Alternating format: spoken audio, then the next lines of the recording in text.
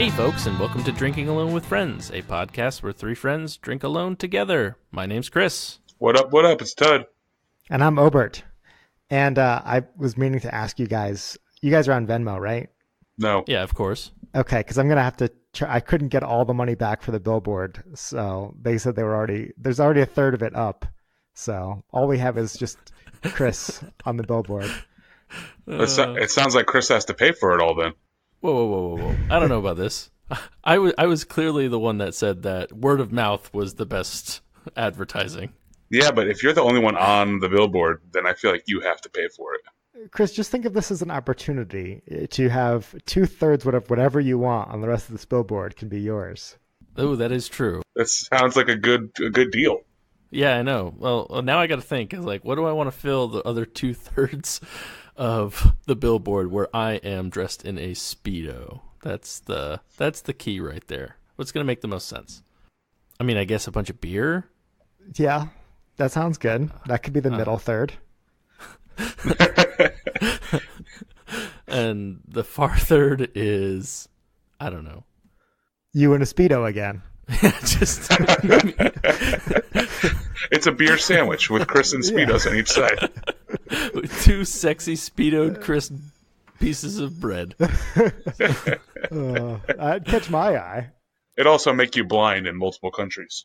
I'd be worried about the car accidents that are gonna happen. People trying to drive by this billboard. It's gonna make you blind only in certain countries. Yeah, though. I can't let that go. What does that mean, Ted? So in certain European countries, like it's acceptable to see like any man in a Speedo. But they'd be used to be used to seeing Chris in a Speedo. But like in the I am a US very you go big blind. Speedo model in Europe. They're just used to me everywhere. Right. Yeah. So certain countries you go blind, other countries no, unfazed. Right. They'd just drive by and be like, wow, that's a really hairy guy that stuck on that poster. Maybe they should think about choosing somebody else next time. Not only did they think about it and do it once, they put beer in the middle and then put him on the other side. Like usually that spot on the ends are reserved for like really hot chicks, but we've gone beyond that and now we're going to advertise with hairy man. It would certainly draw a lot of attention. I don't know. It is true. Everybody's going to be like, what is drinking alone with friends? Oh, I didn't even think those words were going to appear on the billboard. I don't think there was room for that between you and the beer and you. People will just get it. They'll see it and be like, whoa, okay. The podcast. Now the question here is, what type of pose are you in? Are you doing like the copper tone baby pose? No. Wait. Hold on. No, because it doesn't a dog have to be chewing on my shorts or something? Well, no. I mean, we figured that's where the beer would be coming from, right? Like, what? The beers. Maybe you were trying to hang a 6-pack off of the Speedo and it's pulling it down off your butt. No, I don't know. I don't know which one I don't know what pose I was thinking of. I'd have to go through my repertoire of Speedo pictures that I have. Like, would you have to be like shy with like the hand in front of the mouth? That might be one of the two Chris's. Yeah. Like I'm thinking a little bit of a naughty and nice kind of an angel devil situation. Or would each side be like, like when like girls want to do like the pose and they stick their boobs out and they stick their ass out at the same time and they kind of look like an elf? No, I don't know. Can you show me? I think that okay. could be... Yeah, I see it now. Yeah, I've seen that. Yeah. Tud's really good wow, at you're that. actually really good at it. Yeah, it's like, if you ever seen practice. Tud's Instagram. Yeah, I've gotten those late night snaps from Tud before. That could be Chris on each side of the billboard. Okay. In the middle with the beer and the drinking alone with friends. Yeah, if we even want to put that in, I don't know. Right. Yeah, right. it might just be too much sexiness to, at that point.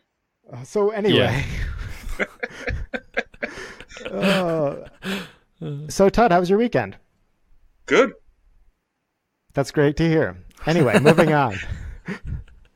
How was yours? It was great after a long November, I'm finally arrived at ski season here. I felt like there was a reason you were asking me this question. I'm figuring you want to tell us about your Yeah, ski trip. I did. It wasn't really a ski trip. I mean, I'm 20 minutes from the mountain, so Well, I mean, you had to get in the car, right? that is true. That's a trip. Yes. So yeah, beginning of ski season was Thursday. I was out there Saturday and Sunday. It was pretty nice conditions. You know, a little thin in spots, but not icy or anything like we would get back east. They got some pretty nice snow out here in Montana. I'm looking forward to. We're supposed to get some more this upcoming week. Just a great day, good weather. Met some cool people on the chairlift, and I'll post a picture on the Instagram. You guys can check it out. See what the slopes are like up here. It was like the cloud level was basically right at the top of the mountain. So as you were taking, and it was like basically like looking at a perfectly flat sea of clouds. So it just felt like I was approaching the ceiling of the world. It was really weird. So now, is that considered a sea of clouds or an ocean of clouds? It was basically an ocean. That's pretty cool. But yeah, it was a good opening day. So did you get any cold smoke? No, Ooh. While you were skiing? none yet. Okay. You know, all right. we didn't have any of that nice cold smoke, but good reference. Yeah. See, I pay attention. Yeah. I would like to kind of pivot off this for a quick second and just ask Pivot. pivot. Chris, how was the snow you had this weekend? It seems like you tried to get away from Connecticut and the snow has just followed you instead of appearing where it should be in Connecticut. Yeah. So Winter Storm Diego hit down here in the There's south. a name for it, huh? Yeah, I know it's a winter storm, Diego. It actually didn't hit us too bad up in Tennessee. North Carolina took a brunt of it. They actually got measurable snow, but it was pretty funny because people down here freak out. I was just going to ask that. They were like, "Oh my God, it snows! It snows!" And I was like, "Yeah, so." And the weather called for. The forecast was, at one point, 0.4 inches of snow. It's very specific. Yes, I was saying, I was like, I didn't know they even reported snowfalls that low. I don't know. It just, and everybody freaks out and they're like, well, you don't understand. You don't understand. I'm like, listen, I get it. Connecticut is more prepared for the snow. I will admit that. But I've driven home during blizzards where there's 2.5, 3 feet of snow. Yeah. So I'm like, I think I kind of get it. Yeah. No, you just don't understand. Don't you know Tennessee snow is a different animal from Connecticut snow? For real though, that's what they say. They're like, no, you don't get it. You don't get it. There's ice. Oh, Ice. okay. Yeah. I also love how it wasn't a half an inch of snow. It was definitely 0.4. 0.4. They measure snow in tenths of inches. But we ended up getting there's some cold rain, and then it like flurried for like, I don't know, maybe 20 minutes, and that was it. So like 0.2 snow. It didn't even stick. Oh. It was basically it didn't stick. So, but yeah, it was my first winter storm. I survived. Oh, good. I'm glad. I'm so glad. So, like, down there, do they also go as nuts as they do up in the Northeast, where if you go to the grocery store, there's no bread and milk? Yeah, they do. And also there's so here it is. Here's a kicker. So tomorrow, now mind you, I'm looking outside and I can see dry pavement in the road. So just so you know what I'm looking at. And there's a 2-hour delay. Oh, okay, good. I'm glad they announced that already. Yeah. In case of snow or? Yeah, just in case. But now there's not even, I don't even think there's any on the radar. Holy but crap. Either way. Yeah, it's great. It is a very different mindset when it comes to snow down here. Meanwhile, in Montana or Connecticut, it's just like, yeah, it's going to snow, but we expect you to be here on time, and you'll stay the entire day, and your kids will go to school the normal times, and then everybody will go home. Yeah. I feel like even Obert, I feel like it's even worse up in Montana. Like, they look at Connecticut folks and are like, psh, you only got a foot of snow. It's not a big deal. Yeah, well, it's a little different here because we don't have the big nor'easters. Like we won't get like 30 inches in 2 days or anything like we could get in New England, but we just get more. I feel like it's consistently. We'll get like, 2 inches today, another inch tomorrow, 3 inches on Thursday, kind of thing. Oh, okay. So it's constantly snowing. Well, it hasn't Just been a little yet. bit, People have been saying like, wow, I can't believe we haven't had any snow yet this winter. So it's been a pretty dry for the most part. Like my parking lot out here is completely bare of snow. I can't wait to hear like how this like. I can't wait to see how or to hear your reports of like, yeah, we got an inch yesterday, we got 2 inches today. Like it's just a constant state of snow drizzle. That's what it sounds like. Yeah, it's just like flurries all the time. And it's also a lot lighter. Snow drill? Yeah, I think that's called flurrying. No. We have to figure out how to say snow and drizzle together. Okay, if only they had invented a term for that already. Snow drizzle. I feel like I'm Snoop Dogg. But it's also a lot lighter than what we have in the East Coast. Like, it's you could just blow it off your car, kind of, as opposed to having to really get at it with the scraper. Well, that's good because they're sending out a lot of notifications up here. Obviously because our snow is heavy, saying, hey, all you old people and all you people who are out of shape, be prepared that snow is coming. And if you start to have these pains in your chest, go to the hospital because people will have heart attacks while trying to shovel snow. It sounds like that's not an issue in Montana. Yeah, I don't know. I think people are also do a lot more cardio activities here, but I don't know about the elderly. But I do like the idea of when you're having a heart attack, being like, I better hurry up and finish the shoveling so I can drive myself to the hospital. I think they'd like you to call the ambulance if I had to guess what the rules were. You don't want to be rude. Yeah, you got to shovel out for the ambulance. Yeah, could you just call the ambulance and be like, I think I'm having a heart attack, but at the same time, you can't get me out till you shovel my driveway. So I'll stay here and wait. Sounds like a very expensive way to get your driveway cleared. Yeah, I don't think they barter either. You get to save my life and shovel my driveway. It's like a very bad deal. Yeah, but since we're all hunkering down, waiting for the snow to come. No, it's gonna be 50 here this week, boys. I'm gonna be hibernating, and I'm gonna be drinking while I do it. Hear, hear. So, what are we drinking tonight? Well, since you led us in with that amazing transition, why don't you start? All right, I'll start.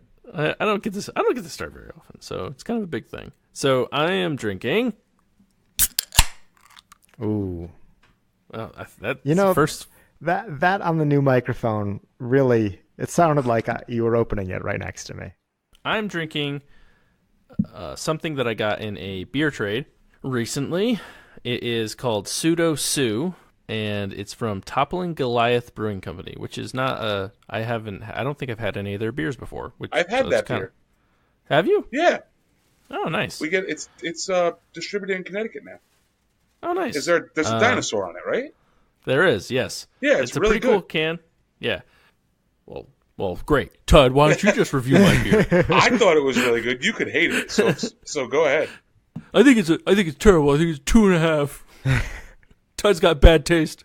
Now, there is a dinosaur on it, and I actually did get this from someone in Connecticut. So shout out to friend of the podcast, Bree. She sent me a bunch of beers, and I drank most of them, but I wanted to keep this one because I like the dinosaur. Bree, let us know if you'd like to be considered the first enemy of the pod. We're still looking for one of those, too. No, she's... plug in that fact. She's a friend. But I've never had this beer until right now. So let's see how it goes. Apparently Todd loves it. Wow, that's a really good beer. Huh. Sorry, I wanted to blow Todd up, but it didn't end up happening. Turns out Todd's right. Turns out he's right. No, it's really, really good. It's just a pale ale. It's not an IPA or anything, but I don't know. It's very light. I do get a decent amount of bitterness from it, which isn't always the case with a pale ale. Sometimes they're a little bit more light and sometimes fruity, but a beer definitely showcases the Citra hop really well. You don't get a lot on the nose, which is a little abnormal for something that features a lot of Citra hop, but you do get, like I was saying, a lot of the bitterness, a lot of like the Citra orange flavors coming off of it. But really good beer. Like I mentioned, hadn't had Toppling Goliath at all, but they're out of Iowa. Oh, interesting. So that's kind of neat. It's kind of funny how it came from Connecticut, but got it at. Really enjoying this beer. It's going to be good. Thank you, Brienne, for sending it up or down, I guess.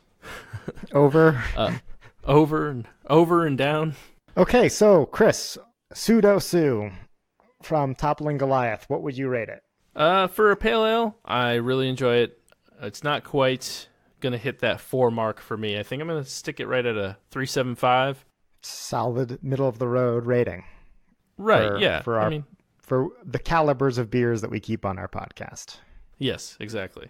So I was like, do you not know what half of 5 is? Well, I've gotten a lot of listener feedback saying we get a lot of 3.75s, 4.25s, and we get a lot of beers in that range. And, we just drink a lot of good beer. That's kind of the issue. Yeah, I talk about this with Dana sometimes, and it's the same thing. Like, I'll look and I'll see my spread on Untappd, and I was like, well, I feel like I'm a very generous rater, which I might be in comparison to some folks, but also she was like, well, you don't drink bad beer. It's like, right. Well, okay. I mean, I try not to. I try to avoid it. Well, it's like they have those for wine, they rate it on a scale of 1 to 100. And they're usually I see them in the high 80s, low 90s. Obviously, Right. You're not going to advertise. Ooh, on the wine point list, we got a 35. Come and drink our grape stuff. Well, and the other thing, and I know we've talked about this before on the podcast a long, long time ago, but a 3.75, that's only a 75. That's like a solid C. It's not anything crazy. Right. It would be a little better if it was at a 10-point scale, but See, I'm convinced that Untappd needs to eventually go to a 10-point scale. Maybe you could invent a hashtag for that. I feel like we already have one. Should we revive this?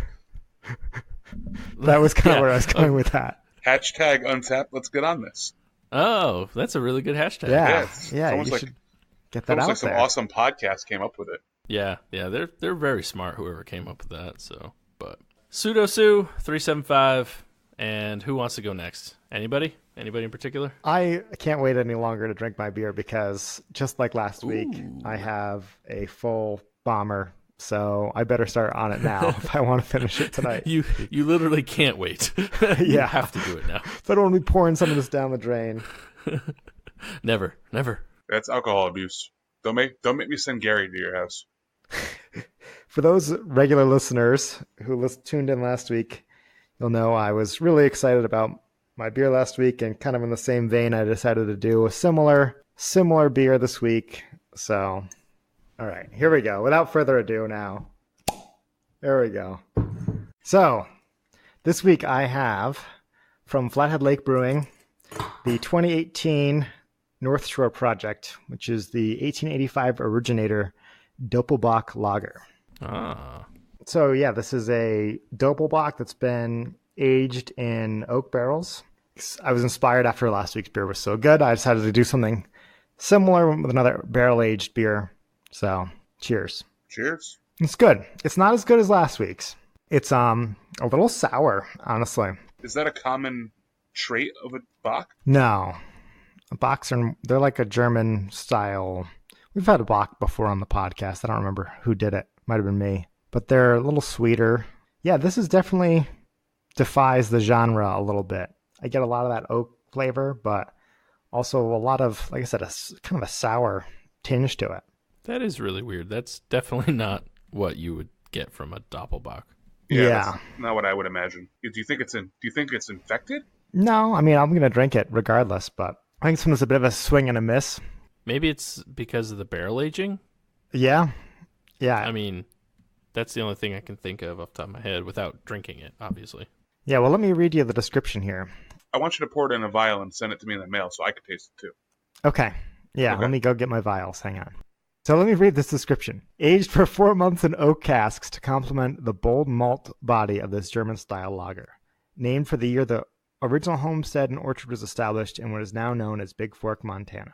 Yeah, so Flathead Lake Brewing is, surprise, surprise, overlooks Flathead Lake right on the north shore of it, hence the North Shore Project here. It's a really cool spot. There's some really a nice deck area in the summer for sitting out on and watching people go by in their boats. It's in the town of Big Fork, which is a neat little tourist town in the summertime, right on the lake. So to the left of Big Spoon and to the right of Big Knife. Well, yeah, we'll go with that. No, it's named after. It's like the fork of a river. That's where they get the name from. But yeah, the brewery itself is a pretty cool place. I'm not gonna lie though, their beer hasn't really wowed me in the past. They have a lot of okay beers, but I haven't had anything that was too crazy. And this is probably the most out there beer I've tried of them. And I gotta say, I'm not a huge fan. Oh, that's unfortunate.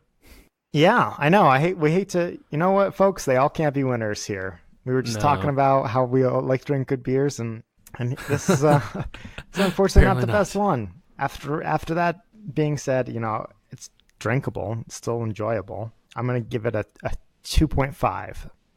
Glad I'm going in the middle. That's where That's what they say to put the crappy one.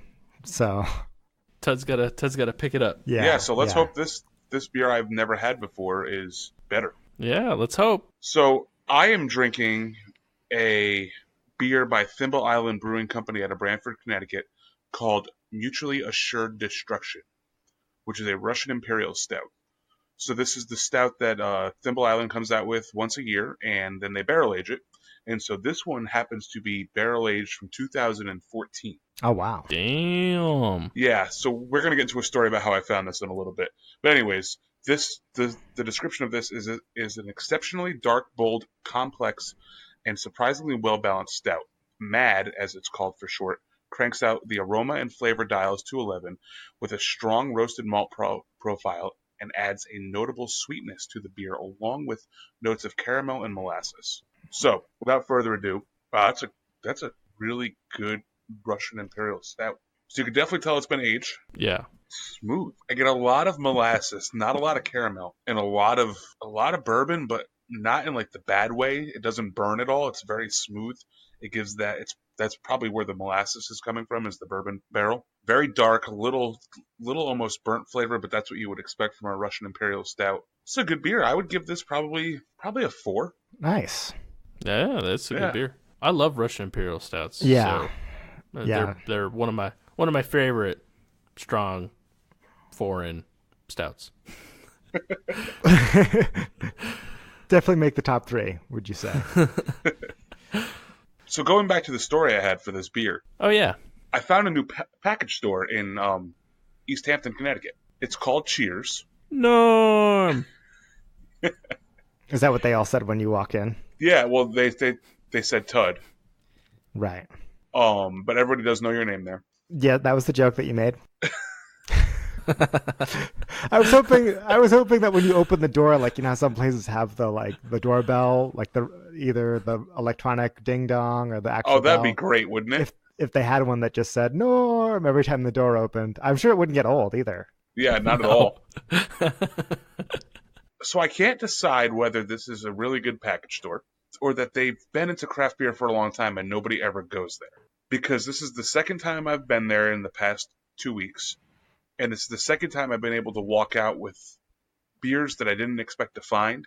So, for example, this Mutually Assured Destruction is from 2014. And to my knowledge, Thimble Island is not keeping them, in a cellar somewhere and aging them and releasing them into the wild. This would have had to sit there. But at the same time, they've got a lot of newer beers, too. So I don't know what these people are trying to pull. I also found a bottle of 2017 Bourbon County Brand Stout there. So wow, I'm really torn as to my opinion on the place. The people there are great. I'm going to continue to go there just for the stouts because if I can find old stouts like this, it's going to be great. But I'm very confused. Important question about Cheers. Was it the kind of place that you went to on like a foggy full moon night, and then when you went back the next day, it was gone? Maybe that might explain it. It's only there when you need it the most. Right. Both days I have gone there, it's been foggy, so maybe that is the case. Maybe that could be it. Yeah, that sounds like a good spot. Yeah, and I was a little bit hesitant to go in there because their Yelp ratings are kind of poor, and that they talked about people being mean. But I think the people have been fantastic from this place, so I will be returning to Cheers in East Hampton. Maybe it's a deterrent to keep people away from all the good beers. Ooh, maybe. Yeah, or maybe they were just really nice to you because they've been trying to get rid of this mad for 4 years now, and they finally found somebody to pawn it off on. It's possible. I'm very torn on my opinion of the place because I just don't know if I'm going to end up with old beer, like old IPAs that I don't want, but I guess I could always look at the age date. I mean, it's not like you have a million of them already. Yeah. Nobody needs to know that. I think that should be your New Year's resolution for the podcast, which should be drink 2 beers for every one you buy. Oh boy. He's got to get married next year. He can't afford taking that many calories. Yeah, exactly. Yeah, but that means I'm not saying drink more, I'm saying buy less. I got to get svelte. I really thought you were going to say he's getting married next year. He can't afford to keep buying beer. But no, you went with he can't afford to drink all the beer that he buys. This is what I need you guys to come visit me for, to drink the beer. Yeah. That's awesome. I'll be happy to come swing by. I mean, if you leave the key under the mat. When I'm in Connecticut and you're in Tennessee, I could probably help you out, lighten your cooler a little bit. There you go. Oh, nice. See, look at that. What a pal. Yeah. So this past weekend, yesterday, Caitlin and I went to These Guys Brewing in Norwich. Okay, yeah. I don't know when the last time you guys were there. Obviously, it's been since before you guys moved. But I always remember that their beer always had a weird aftertaste to it. And when we went yesterday, I was actually pleasantly surprised that their beer seems to be going in a different direction than what I expected. Their beer actually has lost that weird aftertaste and is actually pretty good. Yeah, I'd been there right before I left. I don't know exactly when, so probably maybe like 9 or 10 months ago. And I thought they had some pretty good offerings then. So I think they were starting to make that upward climb that you're talking about. That's actually one of the last places I ate before I left Connecticut as well. And, I can tell the people who run that place are passionate about good beer because they always have had great guest brews on tap. Yes, that's something they're always consistent with. They had Nummy Nummy yesterday. So it's not like they don't know great beer, right? The owners and brewers clearly are trying to recreate that success. And I'm happy to hear that they're going down that path. Yeah, I was pleasantly surprised.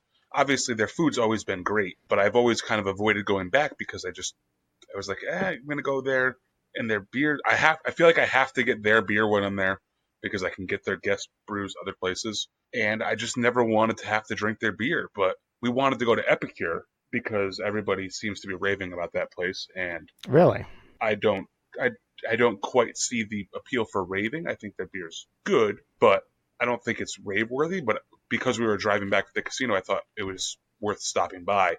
But because Epicure closes at 9 p.m., we went to These Guys, and I was actually pleasantly surprised and quite happy with our decision to go there versus having to go to Epicure and not actually swinging back through These Guys. Yeah, I've had Epicure's beer, and I feel like they're kind of in that similar stage of a brewery where they want to brew good beer, but they're still tinkering with their recipes and coming up with something outstanding. Yeah, and I'd been there a handful of times too, because it's right next door to These Guys. So if I'm going to These Guys, there's a pretty high chance I'm going to go to Epicure too. Yeah, I think it's also pretty weird that in downtown Norwich, both of the breweries that are located in Norwich are right next to each other and share a wall.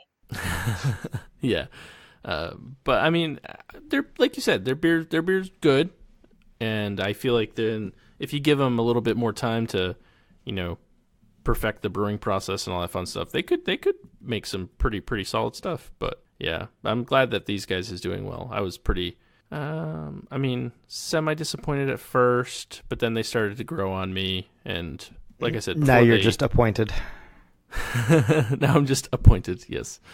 But yeah, it's good. They had some decent stuff before I left, and I'm glad that they're continuing to impress. Yeah. So why I bring this up is because I wanted to go on a tangent here for a little bit about something that Chris, you shared with me this past week. Uh-huh. And I don't know whether you want to set it up for the audience or you'd like me to, but I'm a little bit frustrated by it. Okay, so it was actually something that Dana sent to me, and she was like, "Oh, this is something you can talk about on the podcast." So I was like, "Okay."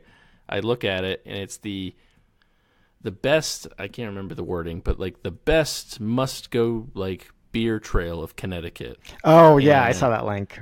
Oh, okay, you saw that one too? Yeah. And it's I don't know.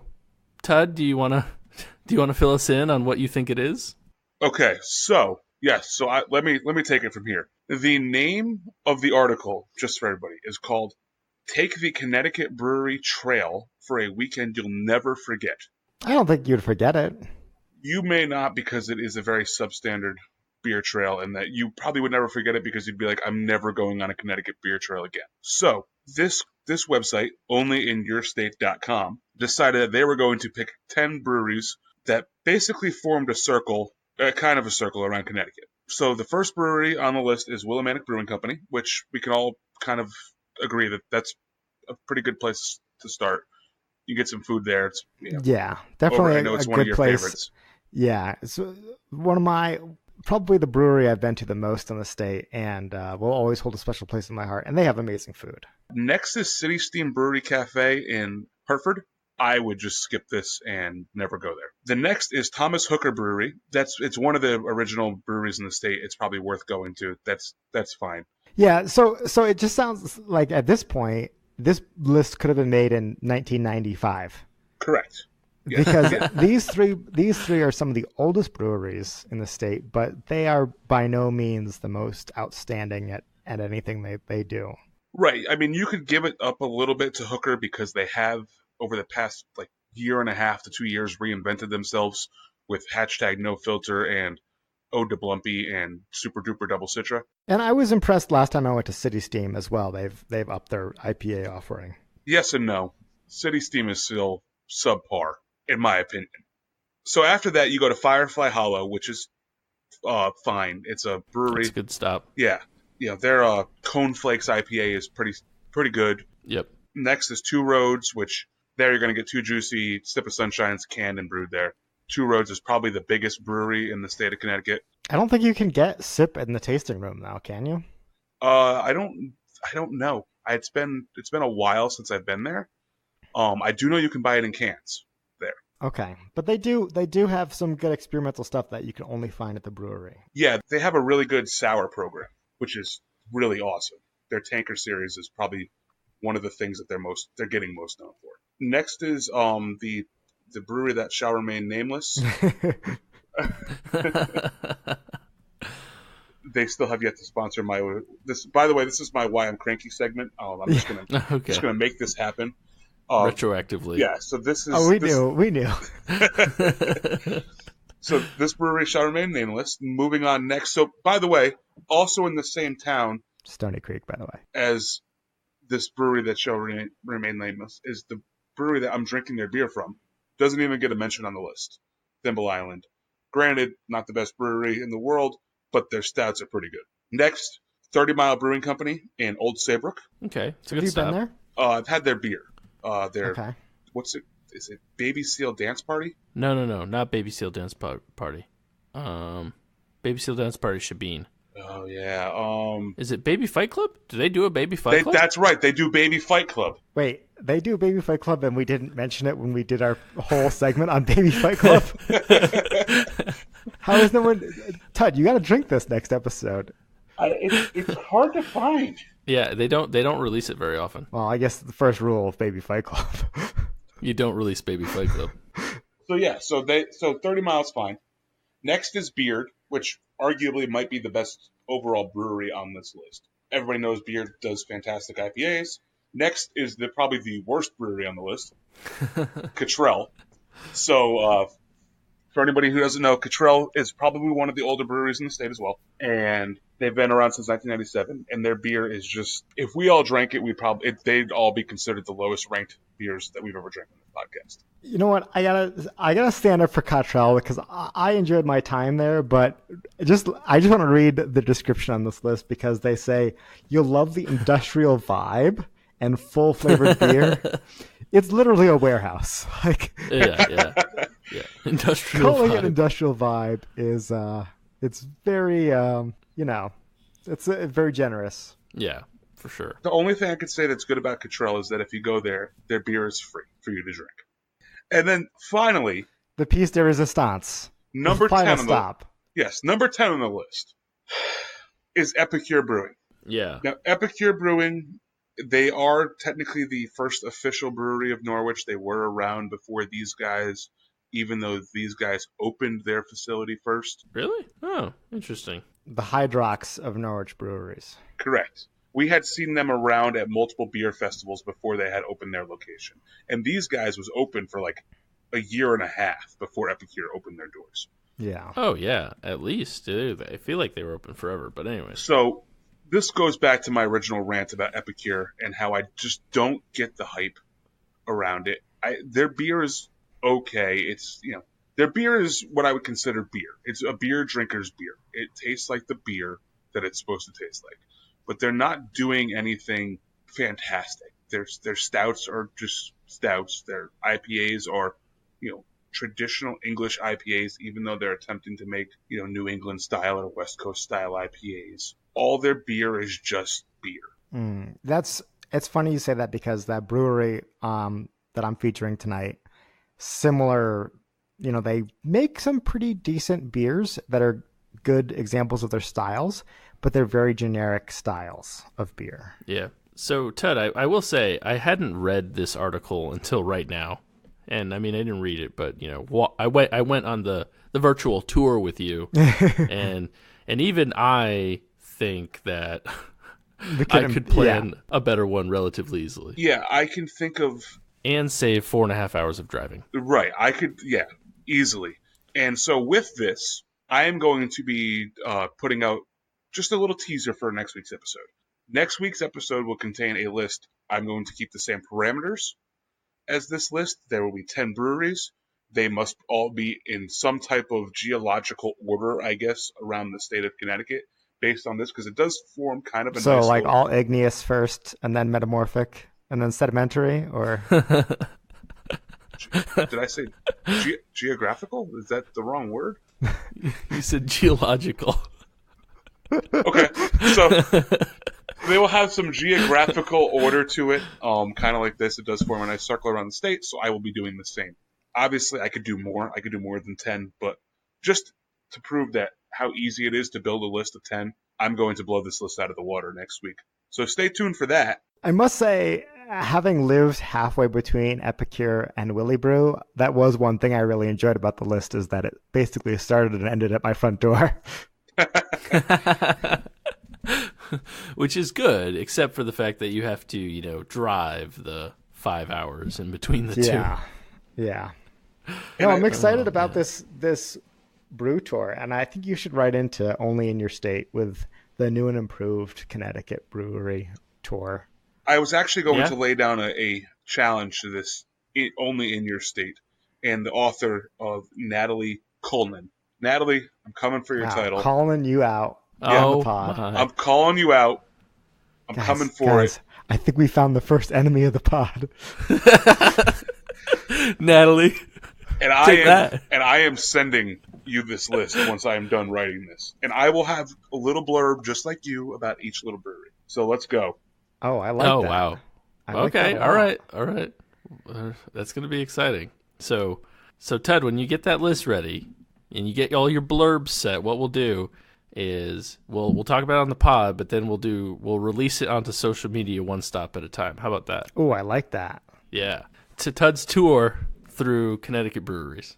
And a little bit of a peek behind the curtain. We've actually done, the three of us have been on a southeastern Connecticut brewery tour, which we've briefly mentioned on the podcast, whether it's talking about Jumbling Tower or Cottrell. For Chris's bachelor party, actually, we planned a whistle-stop tour of the breweries all around southeastern Connecticut. And I gotta say, I think we did a pretty good job. Yeah, it was a ton of fun. It was awesome. I don't know if you remember the buffet at Foxwoods. Oh, I do. I do, unfortunately. It's like, that was like the worst, because then we went to a place where there was more free food. I was like, damn it, why did I eat so much at the buffet? Because I knew, Ted and I were planning it. I'm like, okay, what does Chris love? Beer and all-you-can-eat buffets. Yes, that there was no other things that you wanted at that point. No, I mean, that was pretty much it. It was a good time, but I mean, that brewery tour, I don't know, I think there was like, 4, maybe 5? Yeah, and there was a lot more there's a lot more breweries in the state of Connecticut now. There was not a lot back then. No, I know. It was like just starting to ramp up. Like, I think that was before Fox Farm, that was before these guys and Epicure, and Outer Light had just opened. Right. That was like brand new. Yeah. But yeah, so I'm excited. I'm excited for Tud's magical mystery tour of breweries of Connecticut. Yeah, you'll have to come up with a good name for it. Although, yeah. I'm not going to lie, I am enjoying what name that Chris just came up with. It just came to me. Oh, man. So I've got a question for you guys. Okay. Today's question comes from Boring Orgy. If I covered myself in bright colors and lights like the poisonous dart frog, while in the jungle, would predators like the jaguar stay away from me, thinking I was poisonous, just like the frog? That's a good question. You know what? Actually, it is kind of interesting. I don't have a definitive answer for this one. No, me neither. I would say probably. I would say yes. I vote yes. I'm going to vote no, and here's why. Because I think jaguars don't eat frogs. I think that there's nothing they eat that could maybe be poisonous, so they don't know about the whole rule that if it's bright colors, it's poisonous. Do you think that's how the poison dart frogs get by? Like, their claim to fame is no one eats us because we look menacing, but really it's because no one eats frogs? It's like, yeah, I think you still smell like a human to a jaguar. Like, it would just be like, hey, this thing is just letting me know where he is now at all times.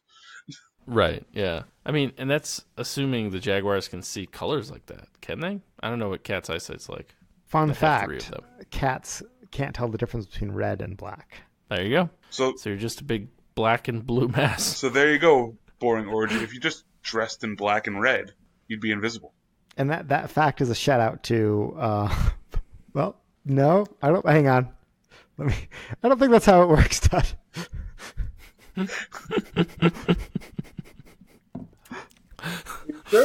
You said they can't tell the difference. They can't tell the Doesn't difference. mean they're They can't invisible. see it. They just think they think it's all black or something. They're red black colorblind. If you wear red and black, it can't see you, kind of like a T-Rex. If you don't move, it can't see you.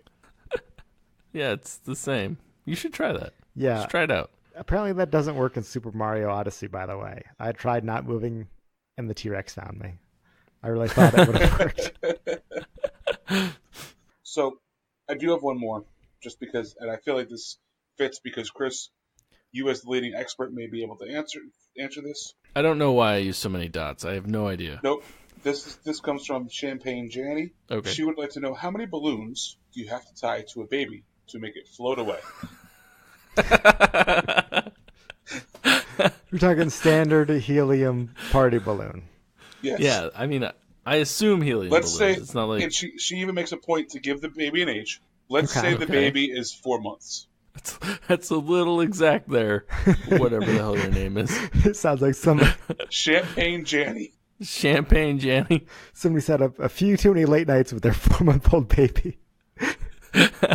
Listen. Just staring down that helium tank. Bag of balloons.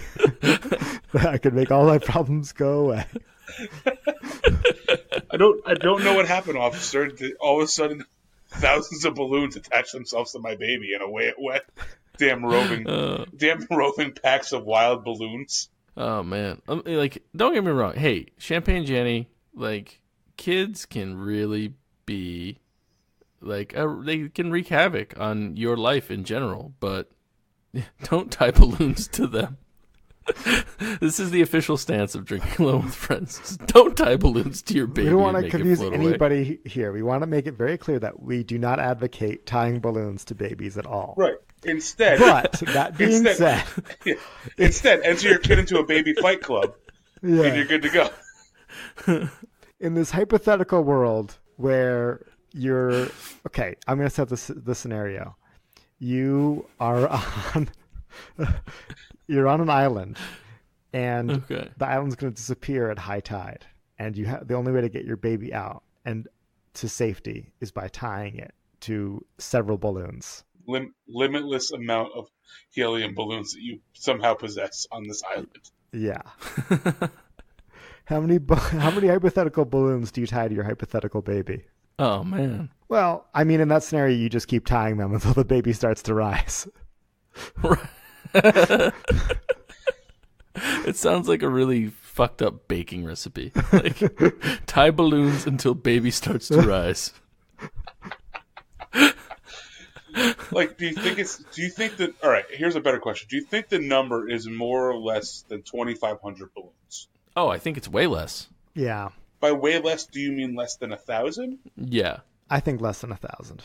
I mean, I think when you picture a guy holding a comically large number of balloons, right? If you try to look at that picture in your head and count how many there are, there's probably not that many. There's probably only like 125. True.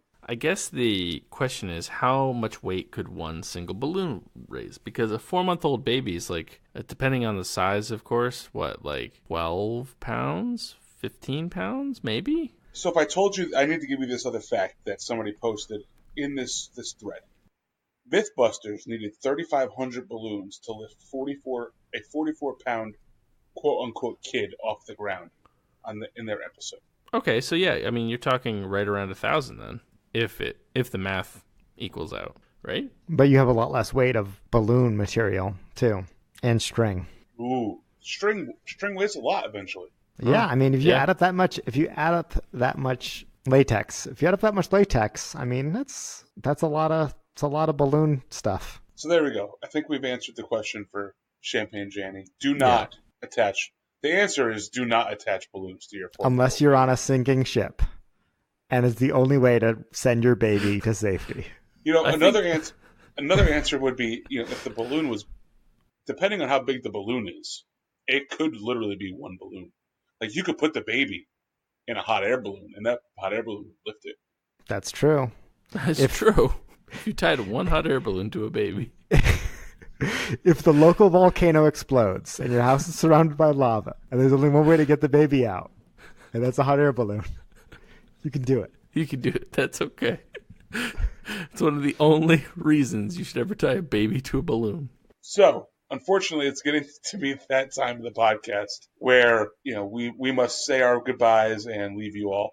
But before we go, we do have to leave you with our frosty mug of wisdom and our handles. So, with that, who would like to start? I'll go first this week. So for Cyber Monday, I decided to buy a Nintendo Switch, and been having a lot of fun with it. You know, you guys both own Switches, right? Yes. Yeah. Yeah. I think it's a pretty good console. I think it's probably Nintendo's best console since the GameCube. I'm throwing it out there. Wow. Okay, that's old school. Better than the Wii, huh? No, you're right. The Wii's better. The Wii's better than the GameCube. Nintendo's best console since the Wii. So basically, it's better than the Wii U. It's better than the Wii U. Yeah. No, but I've been enjoying playing with it. I got the new Mario game, and by new I mean, you know, kind of new. The old Mario game. Newish Mario game, and I just got Super Smash Brothers in. Been having fun playing with that. Hopefully I see you guys online with Smash. I don't know. Are either of you guys going to get it? I plan on it. No, I don't have any plans for it right now. So Ted, I'll have to fight you in Smash. You know, I was as long a as you huge can't fan. be Kirby, or Pikachu, I think will be fine because I remember you being really good with both. Yeah, I was a huge fan of Pikachu in the original Super Smash Brothers with the N64, and I'm old school in my Smash loyalties. I really enjoyed the first couple of games. I haven't gotten into the later ones so much, but I'm excited to get back into this one. So that's my handout for this week: Super Smash Brothers and the Switch in general. Nice, yeah. The Switch is fun. I've really enjoyed mine. Ted doesn't apparently have any opinions on his. I like my Switch a lot. It's great for when you're traveling and you go on a plane. And that seems like the best use case, and that's why I got it. To be honest, is because not the only reason, but I'm looking forward to traveling with it. So I'll go next. Okay, yeah. Here you go. Here, have a sip of this frosty mug of wisdom. So my handle this week is going to be a website where you can do prop bets on sports. So as anybody knows, and anybody who's listened to this pod for a little bit knows, I do like to gamble on sports, whether it be seasonal fantasy football leagues, daily fantasy football leagues, or just general, over-unders, splits, that type of stuff. So I found a new website where you can actually just bet prop bets.